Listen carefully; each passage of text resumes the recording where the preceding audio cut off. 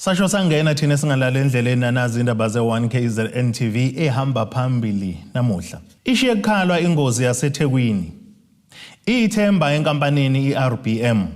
Kanti ikhansela leIFP kwelokushaya abomndeni. Sanemukelene nabakambombosho omnyama kwindaba zethu ze1KZN TV zifunde uphilano kaCibekhulu kwamzimba umntwana uyakhuleka. Sanibonani. Kukhale ngamathayi elo lelishayisane netekisi kwadlula emhlabeni abantu abali11 engozini eyenzeke emgwaqeni R102 esiphinge eThekwini KwaZulu-Natal namuhla ekseni. Ungqongqoshe omnyango wezokuthutha kulesifundazwe uSiboniso Duma uthi ke netekisi belilayishe ngokweqile ngakho kubafuneka kuphenywa kabanzi ngazo zombili lezi ithuthi ezibandakanyeke kule nhlekelele. Sixwayisa kababukeli abasheshayo ukuzwela ngalombiko olandelayo. Umshayeli wetekisi elibandakanyeke engozini yomgwaqo neloli ubeshayela ngemvume yokuthwala abantu eyaphelelwa isikhathi ngonyaka u2023 lokho nokunye ngezinye zezinto ezivele njengoba kuqhubeka uphenyo ngalengozi edlule nemphefumulo yabangu11 eThekwini namuhla ekseni. Abazibonele ke bathi njengoba uyawubola le ndawo esikuyona ithanda ukuba igquma kusho ukuthi truck ingenzeka ukuthi iphelwe ama-brake kodwa kamasondo truck siwabonile already ukuthi akekho esimweni esikahle. Itekisi beyihamba ishona ngase-south kusho ukuthi i-truck iphambana nayo yasweva yasuka emgaqweni yayo yashayisa itekisi kwabe sekuphangalala abantu abawu11 abadlulile emhlabeni. Udriver nabanye basasindile njengamanje. Siyamfisa uNkulunkulu ukuthi laba abaseyibhedlela babe ngcono. Siyohamba siyobabheka nakhona sibheke ukuthi isimo sakhona sinjani. Kuyiqiniso ke nakhona ukuthi cha siyibonile i-truck ukuthi amathaya ayimpandla okusizisa ubhlungu kakhulu ukuthi umuntu one-contract enkulu kangaka nako Toyota esebenza kodwa angayinakekeli imphefumulo yabantu. Nakhona kwitekisi bekade ithatha abantu abangaphezulu komthamo esobheka lethu ukuthi iPRDP iyenziwe kubona bobabili isimo sakhona sikahle yini. Sishilo ukuthi already udriver lwe-truck simlandelisa amaphoyisa ukuthi ayombheka ukuthi isimo sakhona ke senzeka kanjani so that ngoba ngicabanga ukuthi kubalekile ukuthi singabe sakhuluma ngendaba ekuthiwa i-culpable. Umuntu osuke kade driver isithutha esingekho emthethweni abe ne-murder rate straight ayingxenye yokuthi icase lakhe liyothithwa njenge-murder ukuze bakusabe nakhona umuntu angavumi ngisho bephoqa ukuthi fanele ungena ngaphansi kwesiteleka ngoba mase kunje abantu sebeluze imphefumulo ama-breadwinners ngeke asabuyele emakhaya. Ngesikhathi iziko lezindaba lifike endaweni yesigameko amalungu omphakathi abebuthene kule ndawo egcwele usizi abezimo eziphuthumayo bezama ke ukutakula abebesindile abayishiyagalombili kubaloke nomshayeli wetekisi. Ilungu lomphakathi wakule ndawo lithi ke bafisa kufakwe amaroboti. The traffic was quite heavy on going north. Coming south we had a free flow of traffic, and as I approached the bend I saw the truck was jackknifed. So when I saw the truck jackknifed, they looked a little bit closer, you saw the taxi on the hill with the taxi crash here.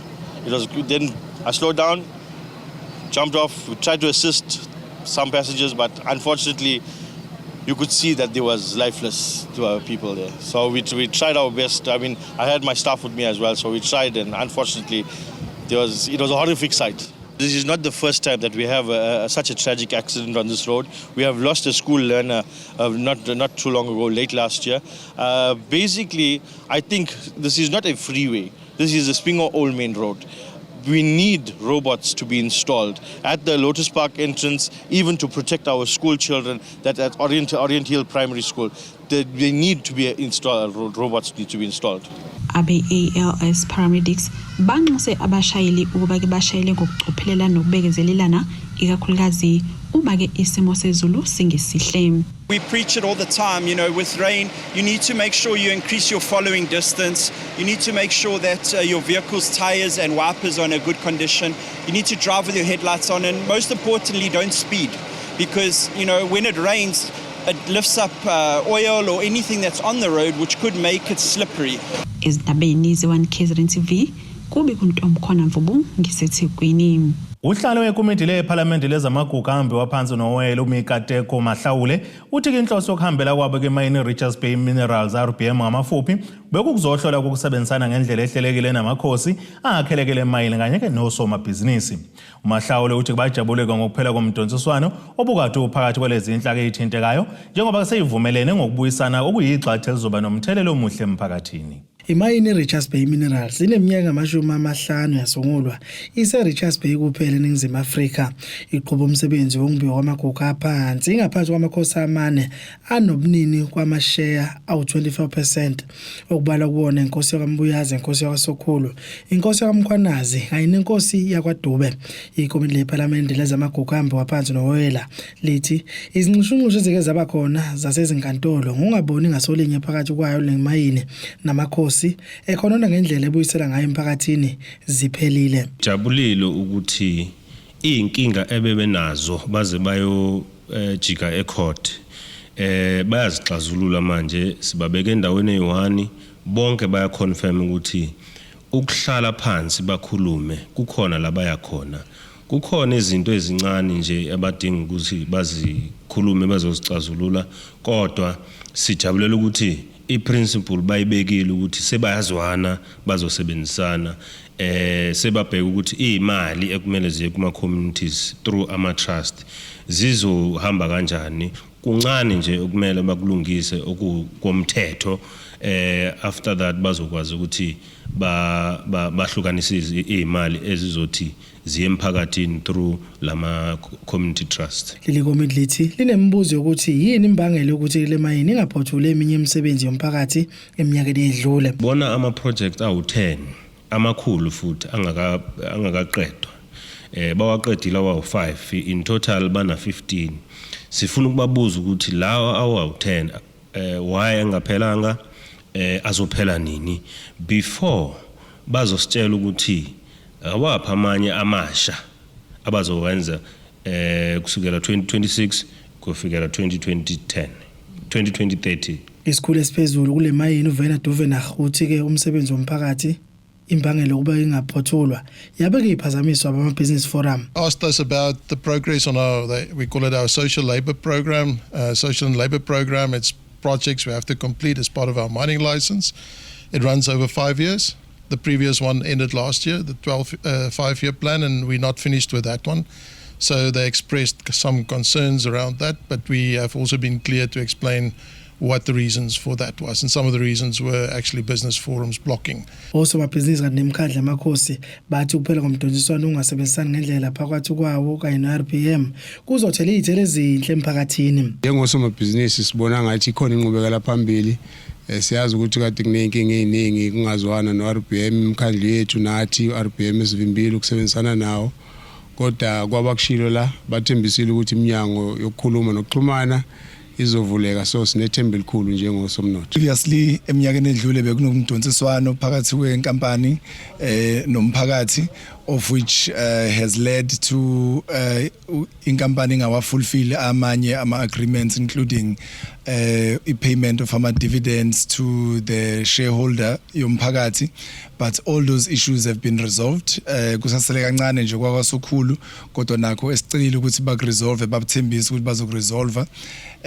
Asenawo ama-issues atheni manje, kubonakala umphakathi nenkampani ekhambisana. Izindaba ezenziwa KZN TV kuba inkosi enhle Mthembu eMzingazi. Livele kafushane namuhla enkantolo kaMantshasa eMbonambi ikhenselele i-IFP kumasipala seMfolozi uSibonelo Mthethwa osola ngokushaya umama nodade wabo ngenyanga kaZibandlela ngonyaka owedlule.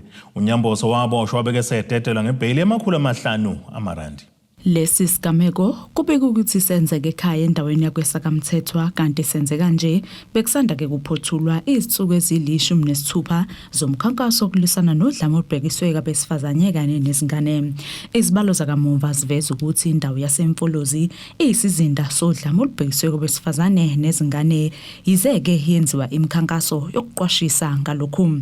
Izindawo okubalwa kuzo indawo yakweSakamthethwa, uSokhulu kanye naseSlovo eMbonambi, yizo ke zivela njengize ingozi kakhulu kubantu besifazane nezingane kulomasipala, kanti isifundo King Cetshwayo sihleleke ku number 5 ezweni lonke ngamacala ke alolu hlobo. Namhlanje ngimile ngizokhetha umlomo ukuthi icase esibhekene nayo namhlanje eyomuntu yena lo wesilisa futhi okufanele ngabe uvikele umphakathi, kodwa sesithola ukuthi ubekwe icala usolwa ukuthi wenze lezi zinto.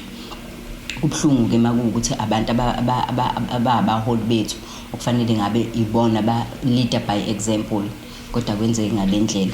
but ke ama cases eGBV as ikhincetshwayo impangeni uma ukhuluma ngempangeni ngoba yethiwe impangeni kusuke kukhulunywa ngazo zonke iziteshi ezisurrounde impangeni eziphaka iinformation ziphakele impangeni ngoba impangeni yona ephethe ama police station around.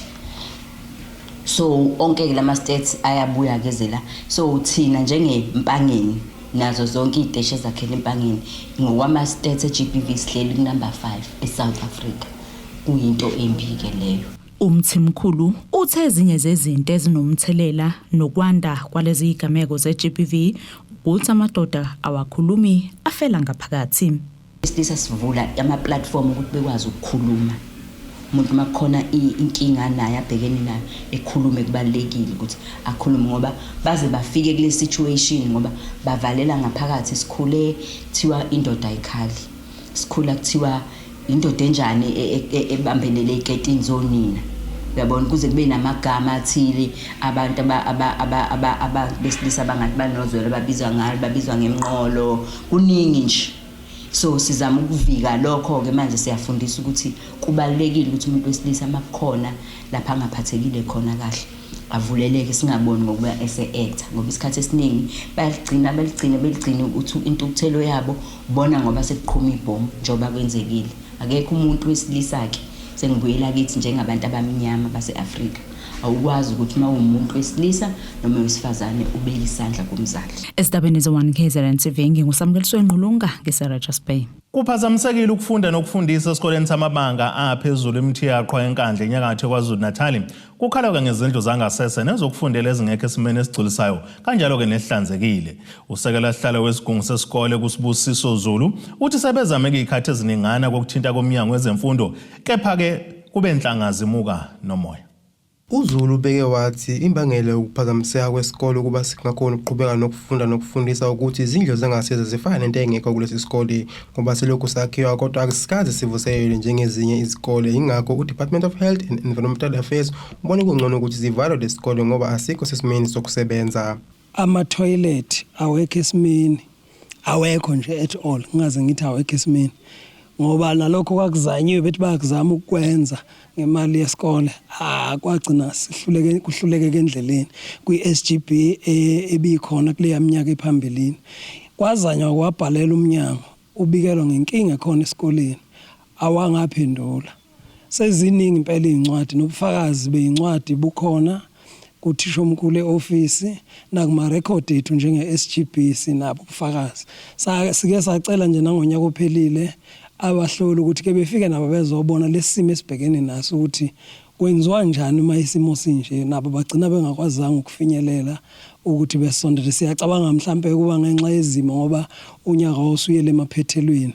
Ukhala ukuthi umnyango uzwakalisi ukuzolana nabo uma bebeka udaba lwabo kubona ngoba sebebenqosa isikhashana kepha lutho izimpendulo. Siyacela ukuthi umnyango engathi ubungasisiza usilekelele uphuthumise nje noma kungenani ama mobile toilet zikwazi ingane ukuthi ibuye zizofunda nothisha bebuye bezosebenza kuqhubeka kusizo ngoba nje ngonyaka ophelile lesisikole ngendlela besisebenze kahle ngayo kubatwana ukukhuphula nayo percent ukuthi uphase umatikuletsheni kodwa nje ubusuphazamisekile manje sesiyabona ukuthi sizogcina sesiba nenkinga kuzogcina sekuphusha othisha ukuthi abawenzanga umsebenzi wabo ngendlela efanele kube ngeyona inkinga yabo ukuthi besalele emuva kodwa kube kuyinkinga edalwa yeyomnyango ngoba uyabhalelwa ukuthi naye inkinga ekhona. Ubese enxusa umnyango ukuthi noma sibengathola lezi zindlu ezingohamba nendlwana ukuze kuzokwazi ukuqhubeka ukufunda nokufundiswa kwezingane. Ekhishi nje lelo kuphekelwa kulo alikho esimini. I-staff room okuhlala kuso uthisha inkinga angazi basakaza ukuthi ngingachaza ngithini konke nje akulungile kodwa ngiyafisa na umnyango ngathi ungalisukumela phezulu ludaba usondele ukwazi ukuzosilekelela ngoba nje ungasilethela ama-park home akwazi ukuthi abafundi beqhubeke nokufunda ahlanzekile usizamele i-park home yekhishi ngale ezokwazi ukuthi kuqhubeke kuphekelwa abatwana bekwazi ukuthi bethole nabo ukudla laba abangakwazi ukufinyelela ukuthi bekuthole ngoba phela amandla walingani singabazali bekwazi ukuthi besilethele nama mobile toilet kwazi ukuthi ingane zibuye zize esikoleni kuzofunda ngoba nje wasivalwe nje environmental health asinawo amandla thina ukuthi sivule isikole thisha omkhulu akanawo amandla futhi ukuthi asivule ngoba nabo balandela umthetho umgudu abasebenza ngawo bagayidwa umthetho yingakho nje bethe ngokomthetho abasebenza ngawo bona bayasivala nathi ke sangaba nawo amandla okubaphikisa lezi zindaba zo-1 NTV izibele ziqiniseke ucele inkandla asithi ishelele itolo nenebeselo siyabuya futhi nezinye zendaba.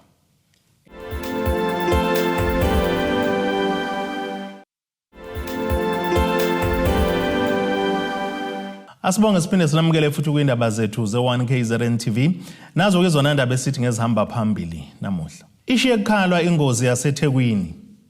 Ithemba enkampanini iRBM kanti ikhansela leIFP kwelokushaya abomndeni.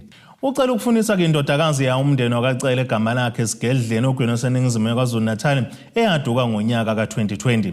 Ukhehla acela ukuthi kuzaMando sicelo neminyaka ngama-49 yobudala wagcina ukufika ekhaya kade ke kushona ubabekazi wakhe nokuze kube manje akaphindanga wabuya akazi ukuthi ukuziphi inkalo. Ucela ukuthi sebewabikele namaphoyisa bamcinga naseyindaweni ezahlukene kepha babuye belambatha. Umndeni wakacela egama lakhe Sigedleni uthi ucela ukufunisa indodakazi yabo eyanyamalala ngosuku lomlindelo kade kungcwatshwa ubabekazi wabo. UZamando sicelo neminyaka engama-39 kuthi ube umuntu ohamba abuye ekhaya kodwa ngonyaka ka2020 wahamba wangabe sabuya eshiya abantwana bakhe ababili. Uthi banovalo njengoba abantu besifazane bebulawa kangaka. Sicela ukufuniswa uZamando sicele oyezalwa ufana nje ezalwa uMachiya khona endaweni yakadweshula abasuka bazokwakhe egama lakhe endaweni yaseSigedleni kaXaba. Manje asisamtholi simgcina kumbona ngoNovember ngo2020. Ube umuntu obejwayela ukuthi aduka hamba mhlamba abekhona ko2020 na usizwe nokuthi ukuphi nokuthi phina kuphi nakuphi abuye simbone abuya anyamalale kanjalo. Manje okuyingxaki yethu usemide kakhulu leminyaka akekho noyedwa umuntu esizwana ukuthi sekuwambona ngamehlo endaweni. Uvalo lwethu ukuthi ke abantu ke besifazane njenganamhlanje sebayibantu ababulawayo kwenzeke naloku abathunjwe bakidnapwe nazo zonke lezi zinto. Ube esechaza ukuthi ubukeka kanjani. Umhlophe ngebala ngeminyaka ozalwe ko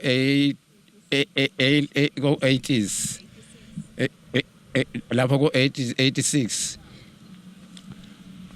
unesandla washe esandleni esinye saka right ngezimpi zakawudweshula ngezikhathi zezimpi futhi wasinda ke wangashona.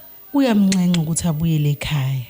Zama Ndosi uma ngabe usaphila mntanami mntwana kumfowethu ngicela ukuthi ubuyele ekhaya ngoba sisenhluphekweni kakhulu sibhlungu kakhulu ngokuthi singakuboni nezingane zakho enye nje seziyahamba ya university eGoli neyakho lo uyishiye khona seziyafika yatholakala khona izingane nabodadewenu nomndeni nje siumndeni sibhlungu kakhulu.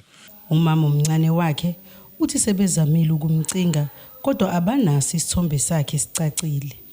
Ngo2020 November kwaku umngcwabo kaAntwakhe so sagcina lapho kumbona sizamile ukuye epolice station siyomfuna khona kwatholakala ukuthi asinaso isithombe sokuthi bashuthe bamveze.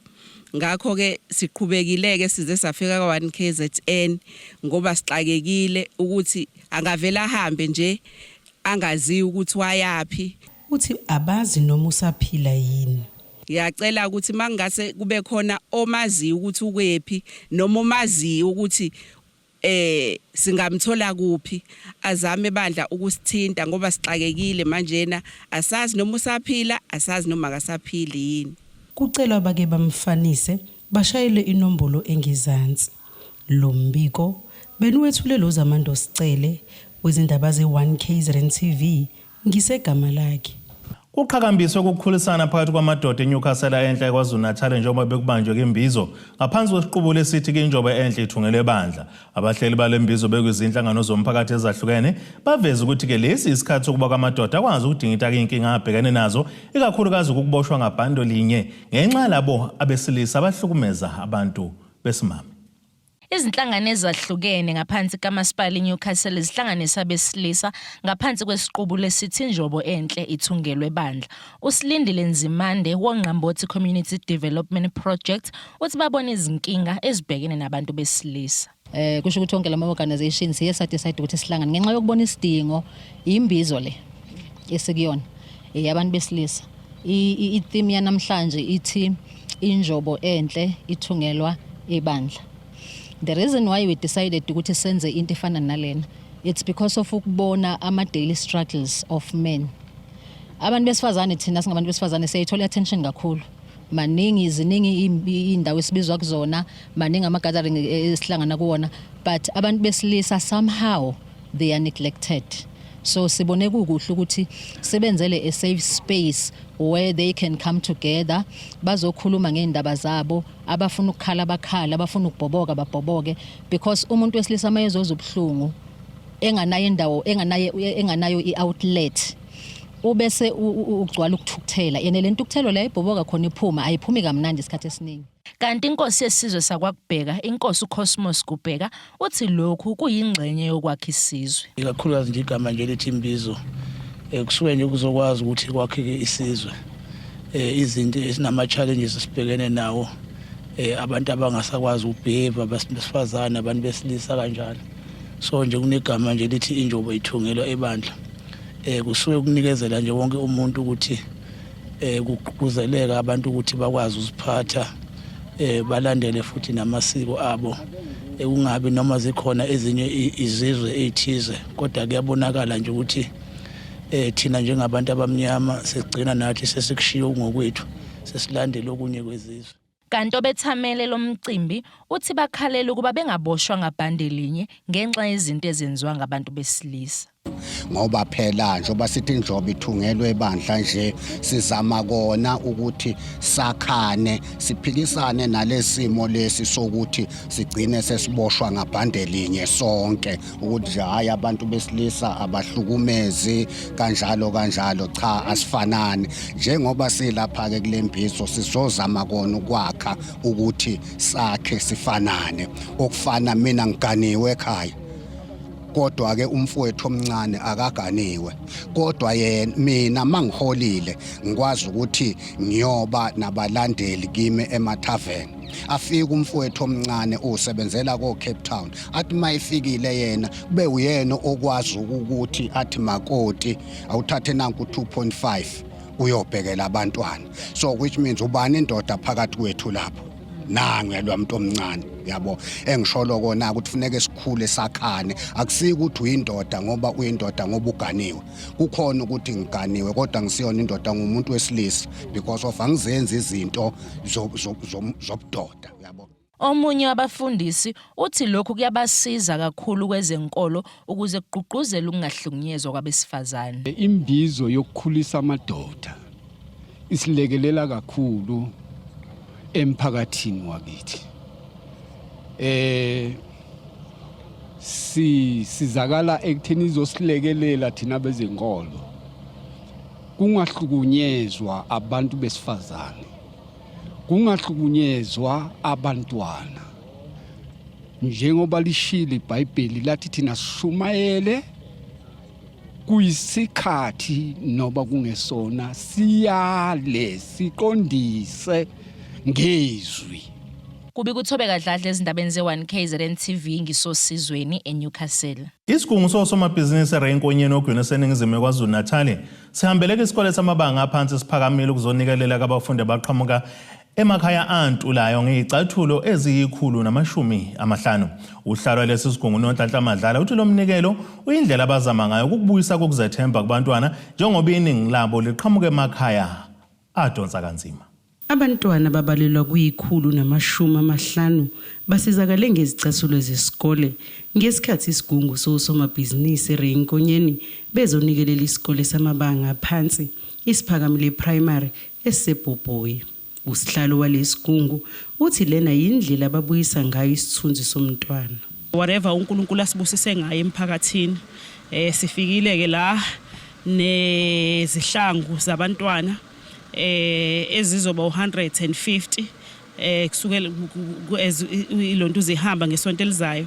Sizothi nje kule ndawo ngoba siyazi ukuthi abantwana abafunda kulezi izikole ezisemakhaya abathathwa intweni. Sifisa ukuthi nabantwana baqhubeke bafunde, sibhuse confidence yabo ngoba ukufunda ungaqokile ngendlela esikoleni it can temper with your self esteem. Uthi abafuni kube khona umntwana ozohlala ekhaya okanye agconywe abanye ngoba engenazi izicathulo. So sizoncedisa ke ngalokho ukuthi abantwana angabi khona umntwana ozothi uhlele ekhaya noma ozobhulishwa abanye abantu abanye abantwana ukuthi abanazo izinto abangazigqoka beza esikoleni. So sasesibona ke somabhizinisi njengoba sigcwele la kule ndawo yasebhobhoyi esiphakamile primary school ukuzoletha lozo insiza ebantwaneni. Uthi kubalekile ukubuyisela emphakathini. Kubaleka kakhulu siswami because njengoba silana si understand into eyi1 yokuthi silabantu esibona ngenxa yemphakathi yethu. Induna yesigodi ithi baningi abantwana abalidingayo usizo ngakho lolu balithokozele. Sibonge kakhulu ke ngokuthi abe business forum baze bazonikezela ngezicathulo la ezinganeni zesikole la esiphakamile. Kuyinto enhle kakhulu, siyabonga ke ngoba okubi ukuthi vele ingane zisuka emakhaya angafani. Manje lokho abakwenzile kuzokwenza ukuthi nengane ephuma ekhaya elivele lingalunganga kahle. Hayi ngekusaba khona inkinga, siyabonga kakhulu ngathi bangaqhubeka babe namandla abafundi labathathe khona baqhubeke njalo baye phambili, siyabonga kakhulu. Uthisha Nhloko kulesikole uthi lesikole sakhela umphakathi oludinga kakhulu usizo. Fisa ukudlulisa ukubonga nenjabulo nentokozo enkulu ukuthi namhlanje sivakashelwe osomabhizinisi abakhulire enkonyeni beze ukuzosixhasa bezoxhasa abafundi bethu.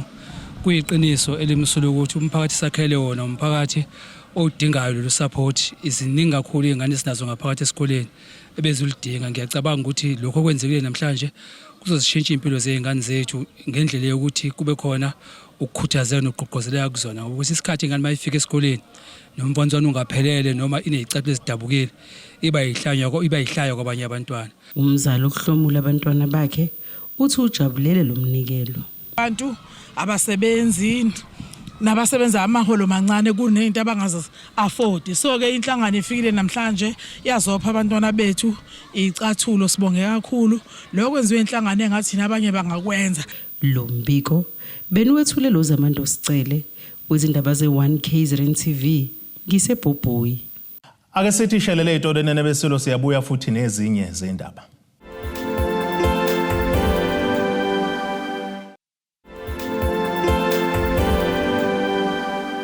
Asibonge siphinde sinamukele futhi kwindaba zethu ze1 KZN TV nazo ke zona ehamba phambili namuhla. Ishiye kukhalwa ingozi yaseThekwini. Ithemba enkampanini iRBM. Kanti ikhansela leIFP kwelokushaya abomndeni. Ake sibheke engosini yezomnotho. Iranda liyele ngu-15.70 kuyidola laseMelika libe ngu-21.73 kupondo yaseBrithani libe ngu-18.82 ku-euro yase-Europe. Intengo yegolide ngu-$5,555.72 ounce bese uthi intengo ngoyilo ngahluziwe ibe ngu-$68.70 umphongolo. Ake sibheke engosini yezemidlalo. Iqembu lempofana iKaizer Chiefs isibeke obala inhloso zokushisisa kumbango wesicoco seligi eBetway Premiership ngokuqoqa kamaphuzu amathathu kwiMarumo Gallants emidlalweni weligi eDr Molemela Stadium eBloemfontein izolo kusihlwa. Kanti ke igoli enqobe ngalo iChiefs livalelwe phakathi nguGloti Lilepo esiwombeni ke sesibili ngokuqoqa kamaphuzu amathathu. Impofana ke sezenyukele ke endaweni yesibili kwiLog zagudluza imbango kwiOrlando Pirates. Kanti ke insongene ezedlule abaqeqeshi beChiefs baveza ukuthi leli qembu lisebenzela ukuhlala kwabanga ke isicoco seligi kuze kuze kuphele ngesizini. Lokho kufakazelwe ngumdlali wasemuva osemncane Aiden McCarthy ekuqaleni kwesonto ethi ke abaphuphi uma ngabe bekhuluma indaba yesicoco seligi osekuphele iminyaka eyishumi bagcina kusuwina. Amakhosi asendaweni yesibili ngamaphuzu angama-30 elandelwe iPirates ngamaphuzu angama-29 kule league eholwa phambili ke Mamelodi Sundowns abafana bestayela ngamaphuzu angama-32 Ake sibhekane nasesimo sezulu esingalindeleka.